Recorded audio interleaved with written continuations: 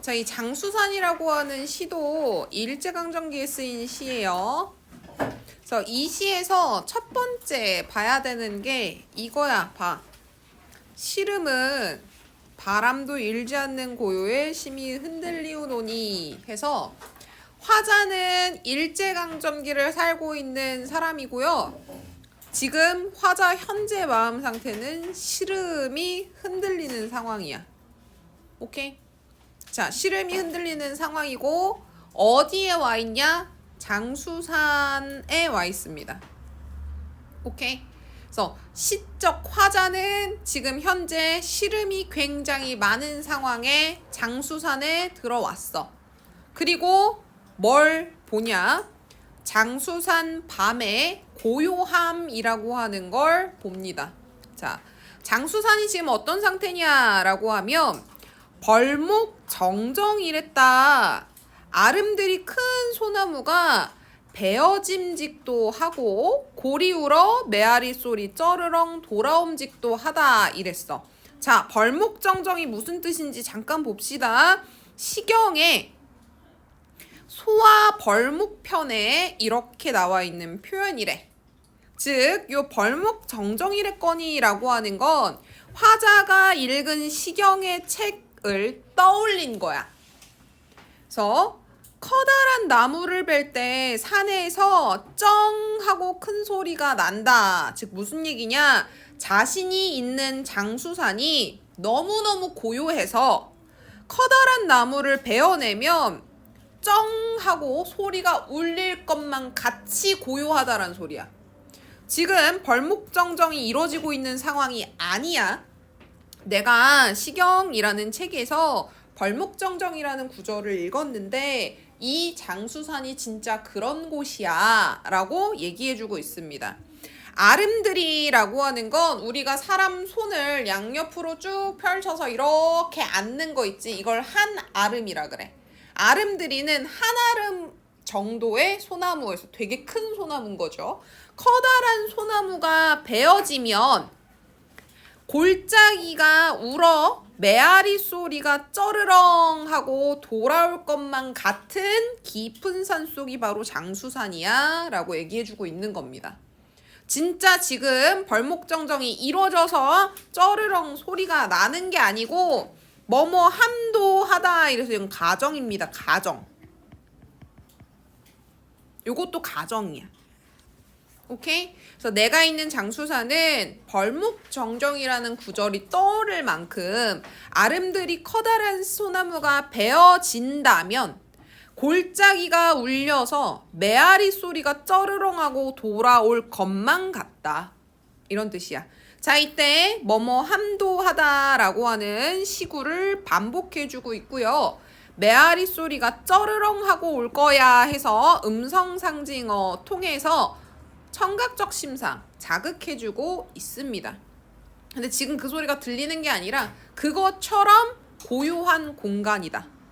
자, 이때 네모 이렇게 파란색으로 쳐놓은 애들이 있죠. 거기서 예스러운 분위기가 떠오르고 있다. 그래서 예스러운 분위기를 환기시키는 말투를 쓰고 있습니다. 자, 이 장수산에는 다람쥐도 없고요. 맷새도 울지 않아요. 왜 그러냐면 겨울이야. 겨울. 계절적 배경이. 겨울 한밤이야. 장수산의 겨울 한밤중은 굉장히 고요하고 생명력도 보이지 않아요. 깊은 산의 고요가 차라리 뼈를 저리는 것 같다 해서 자, 깊은 산 속의 고요라고 하면 소리가 없는 상태지. 근데 이것도 청각적 심상을 자극해요. 조용하다라고 하는 표현은 우리 아무 소리도 없는 상태에서 청각적 심상 자극해. 얘가 뼈를 저린다 했어. 고요라고 하는 애가 내 뼈를 저리게 만든다 할 때 뼈가 저리는 건 촉각이거든. 통증이라서. 그래서 얘는요. 청각적 심상을 촉각화해 놓은 공감각적 심상이다. 이렇게 해석이 가능합니다. 고요함이 뼈를 저리고 있다. 그래서 이건 무슨 뜻이냐? 너무 조용해서 온몸의 뼈가 저릴 정도로 조용하다. 그래서 얘는 고요를 강조해주고 있는 표현이야. 눈과 밤이 종이보다 희구나 하고 있어. 자, 겨울밤에 눈 내린 장수산을 보고 있는 겁니다. 그래서 눈과 밤이 종이랑 비교했을 때 지금 내가 보고 있는 이 장수산의 밤이 종이보다 훨씬 더 희구나 하고 있는 거야. 여기 지금 선생님이 네모 쳐놨죠? 이것도 예스러운 말투고요. 그 다음에 희다라고 하는 단어 써놨으니까 시각적 심상 쓰고 있는데, 자, 이때 눈이랑 밤이 종이보다 했지? 얘는 대조가 아니라 비교예요. 대조는 파란색, 빨간색 이런 애가 대조고, 얘는 종이랑 비교했을 때 이게 훨씬 더 하얘. 이런 건 비교라 그래. 그래서 빨간색도 딸기의 빨간색, 사과의 빨간색, 이런 딸기가 훨씬 더 빨개 하죠. 그래서 얘네들은 하얀색 애들인데 그 중에서 종이보다 훨씬 더 하얗다. 여기 지금 영탄법 쓰이고 있죠. 달도 보름을 기다려 흰 뜻은 한밤 이 고를 걸음이란다 하거든. 자, 달이라고 하는 애가요, 지금 보름달 가까이 되어 있는 상태야. 그러면 달이 되게 크겠지. 그래서 한밤중인데도 불구하고 달빛 때문에 장수산의 밤은 밝은 상태입니다. 자, 달이 보름을 기다려서 하얀 뜻은 나보고 이 골짜기를 걸으라는 의미인가? 이런 뜻이거든. 달은 그런 생각이 있어, 없어? 없죠. 그래서 이거는 화자의 생각이에요.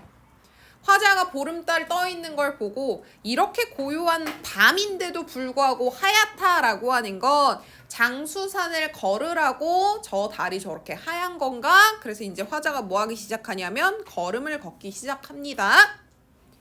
자, 윗절 중이 6판에 6번 지고 웃고 올라간 뒤 조차리 늙은 사내가 남긴 내음새를 줍는다 하거든. 자, 이제 걸으면서 하는 생각이야. 자기가요, 장수산 있을 때 웃절에 사는 중을 만났어. 자, 웃절이라고 하는 건 내가 장수산에 요쯤 머물면 이것보다 위에 있는 절을 얘기하거든. 그래서 더 깊은 산 속에 사는 사람을 얘기해. 장수산 더 깊은 골짜기에 사는 사람은 어떤 행동을 하냐면 6번 게임을 했는데 6번 다 졌거든. 그래도 웃어. 즉 패배하는 거에 대해서 자존심을 상해하거나 씨름이 많아야 될 상황에서도 웃는 행동을 보여. 그래서 그러한 우절 중의 행태를, 그 조차리 늙은 사나이가 남긴 행태를 나도 쫓아야 되는가? 이런 생각을 하고 있는 거야.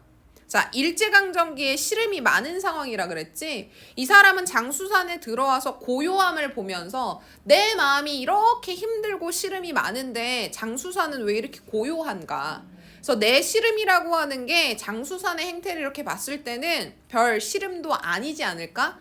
그러니까 차라리 고요함이라고 하는 걸 유지해야 되지 않을까? 그래서 우절 중의 행태를 좀 떠올려 보면 저 사람은 6번을 다 져도, 내 상황에선 일제강점기 상황이지, 일제강점기여도 그 사람 웃지 않는가. 그래서 이 씨름이라고 하는 게 사실은 고요함이라고 하는 걸로 덮을 수 있는 거지 않을까?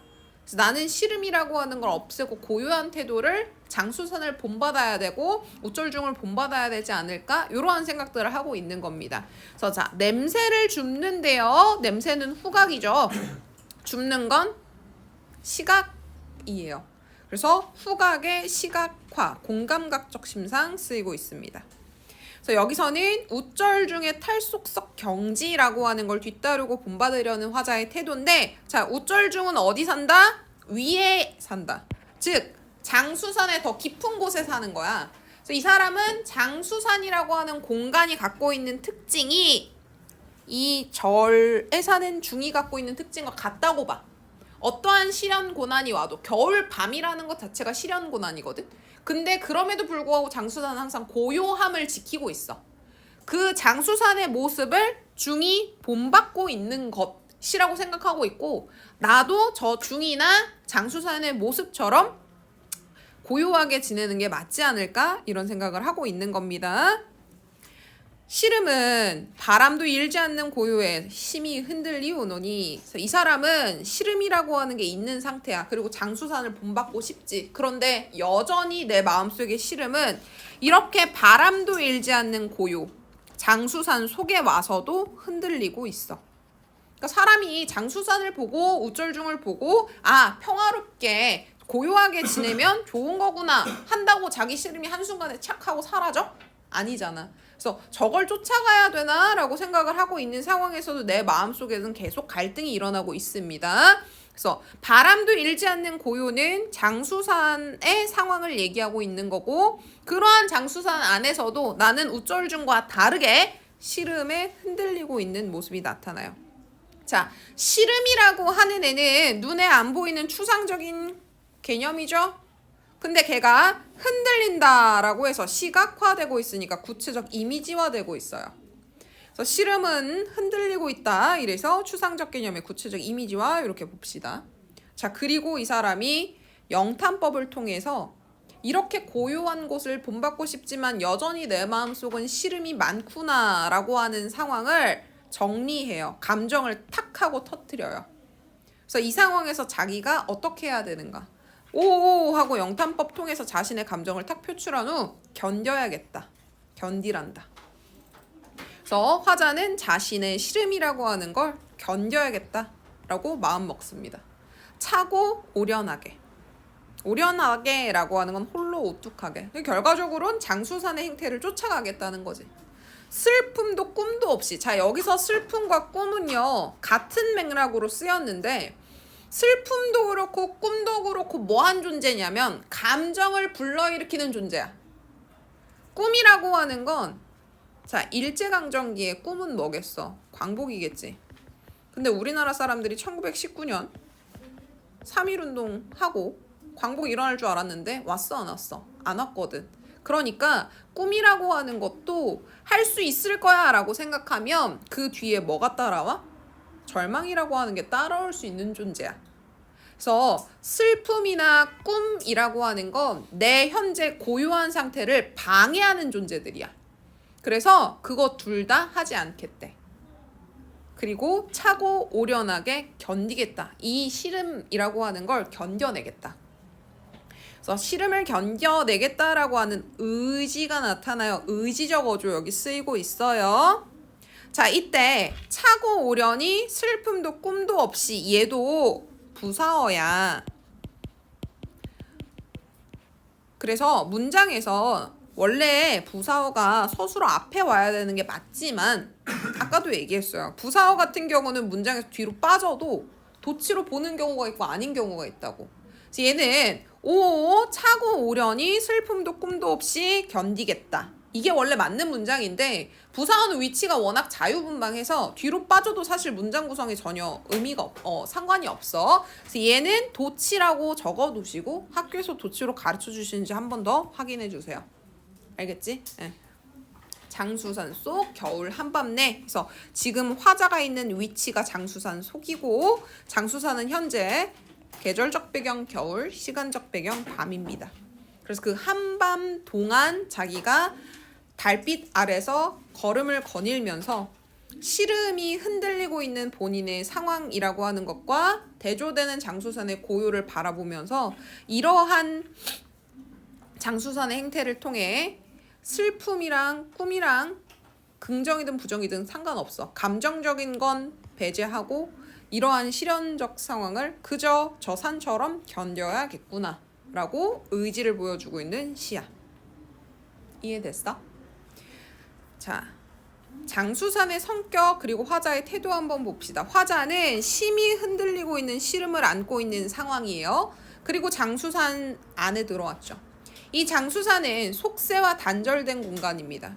그리고 우절중은 그런 장수산의 행태를 더 많이 본받은 사람이야. 그리고 절대 고요의 공간, 흔들리지 않는 공간입니다.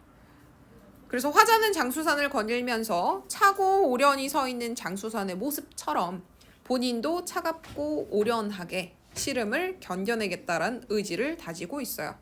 그래서 일제강점기 정신적 고통을 이겨내려는 은일정신이다. 그래서 은일정신이라고 하는 건 숨는 건데, 여기서 숨다라고 하는 건 부정적 의미의 도망치다의 의미가 아니고 견디는 의미의 숨는 거야.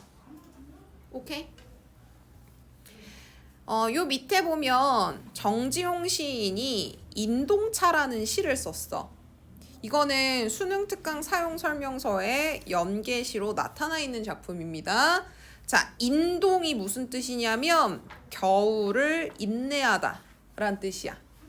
여기서의 겨울은 장수산의 겨울과 마찬가지로 일제강점기와 같은 시기로 해석이 가능하겠죠. 그럼 이 인동차라고 하는 작품도 뭐가 나타나는 거냐면 인내하는 태도, 은일이 나타나는 거야. 그래서 요거는 동음이의어예요. 그래서 겨울을 인내하다는 뜻으로도 쓰이고 차 이름입니다. 인동차가. 실제 인동차라는 차가 있어요. 그래서 늙은 주인이 무시로 인동 삼긴물, 인동차를 내리고 있는 모습이 나타나요. 자작나무 뿔이 피어 있고 구석에 그늘져 무가 파릇이 피어 있고 흙냄새도 훈훈이 김도 서리다가 바깥 풍설 소리에 잠착하다가 산중에는 달력도 없이 삼동은 한겨울이 하얀 상황. 그래서 요 인동차는요 시 전체에 뭐만 나타나냐면 이미지만 나타나요. 정지용 시인이 대표적 이미지즘 시인이야. 뭐 한 사람이냐면 시를 통해서 우리 머릿속에 그림 하나가 탁 떠오르게 만들고 시를 끝내. 그러면 여기에서 노 주인이 인동차를 내리고 그 집에는 자작나무 뿔이 펴있고 집 구석진 그늘에 무가 파릇한 이미지, 그리고 흙냄새가 나고 있는 상황, 그리고 훈훈하게 김이 서리고 있는 시각적 심상, 바깥에는 바람과 눈소리라고 하는 게 막 들려오고 있는, 그리고 그 와중에도 바람 소리에 신경 쓰지 않고 그냥 묵묵히 차를 내리고 있는 노주인의 모습, 그리고 그 방에는 달력도 없는 모습.